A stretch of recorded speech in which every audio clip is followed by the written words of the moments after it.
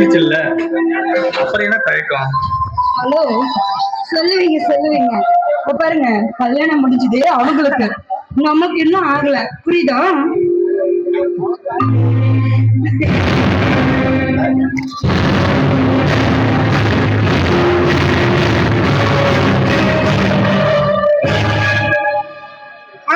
முடிச்சிடலாம் முடிச்சிடலாம். ஓரா விட்டு நெய்ய என் பொண்டாட்டிய கையிடு. இவ கொஞ்சம் ஒண்ணு சின்ன நான் கட்டிக்கு போவோம் சொன்னாலா தாய் தவுட்டு கழுவாளா உள்ளக்கே இஞ்சி வச்சு கேட்கிறா.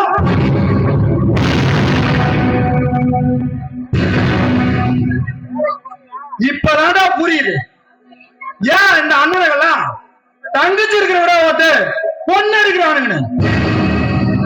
அண்ணனுக்கு அக்காரையும் தம்பிக்கு தங்கச்சியும் கட்டிக்கலாம்ல மச்சே. இது செம கான்செப்ட் இல்ல?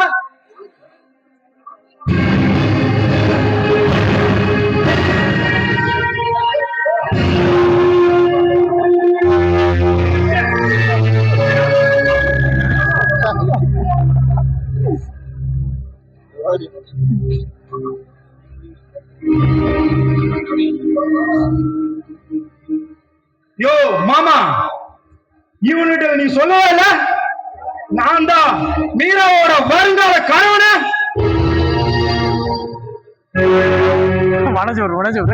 டேய் மீரா உனக்கு நிச்சயம் பண்ண பொண்ணா இருந்தாலும் அதை பத்தி எனக்கு கவலை இல்லை. நீ ஆசைப்பட்ட பொண்ண வந்து பண்ணாதுல ஒரு காரணம் இருக்குது. ஆனா மனமேடையில நான் மாலையோட நிற்கும் போது என் தம்பி மேல கை வைக்க பாரு, உன்னைய சும்மா விட மாட்டேங்காடே.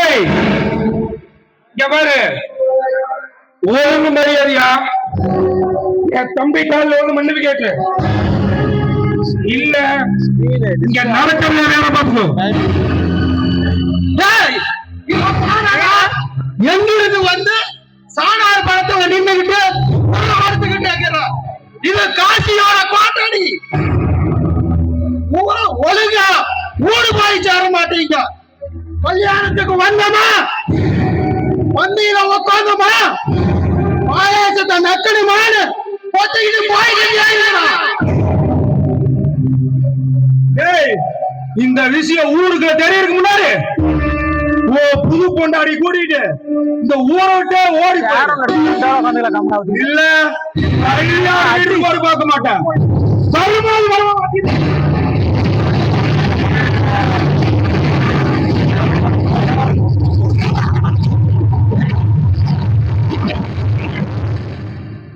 ஐயோ ஐயோ நிறுத்துங்க, இது கல்யாண வீடா இல்ல வேற என்ன நினைச்சீங்க? ஏப்பா தம்பி, ஏப்பா கல்யாண வீட்ல இப்படி பிரச்சனை பண்ற? தயவு செஞ்சு சொல்றேன், நீங்க எல்லாம் கொஞ்சம் வெளியே போங்க. போதும் மாமா போதும். இது வந்து உங்க பொண்ணோட வாழ்க்கை பிரச்சனையா இருக்கலாம், ஆனா இது என் குடும்பத்தோட கௌரவ பிரச்சனை, என் ஊரோட மான பிரச்சனை. பாருங்க, எல்லாத்துக்கும் சொல்ற கேட்டுங்க. இவ வந்து என் தம்பி கிடையாது, இவனுக்கு முன்னாடி எல்லாமே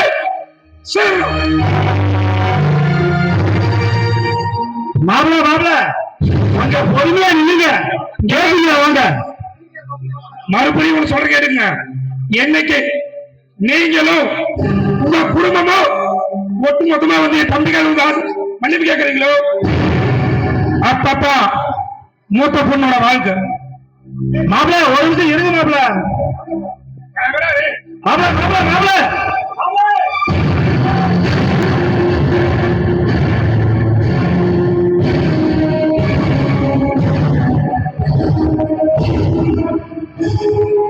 பாட்டா